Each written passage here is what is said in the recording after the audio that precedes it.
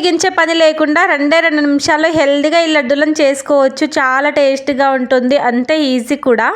ఇంటికి చుట్టాలు వచ్చినప్పుడు అప్పటికప్పుడు చేసి పెట్టేయచ్చు. దీనికోసం ఒక పావు కప్పు డ్రై ఫ్రూట్స్ని తీసుకుంటున్నా. బాదం, జీడిపప్పు, అదేవిధంగా 1 కప్పు పుట్నాలు, ఒక 2 యాలకులు వేసుకోవాలి.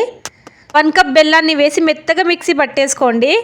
ఇప్పుడు దీంట్లోకి ఒక 3 స్పూన్స్ అంత నెయ్యిని వేసుకోవాలి. సో దట్ మనకి లడ్డూలు చుట్టడానికి మంచిగా వస్తుంది.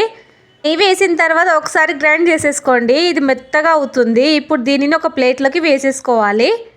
మనం ఈ లడ్డూలను హెల్తీగా చేసుకుంటున్నాం కాబట్టి పిల్లలకు కూడా హ్యాపీగా పెట్టేయచ్చు. వాళ్ళు కూడా ఇష్టంగా తింటారు. ఇప్పుడు దీన్ని మొత్తం మంచిగా కలిపేసుకోవాలి.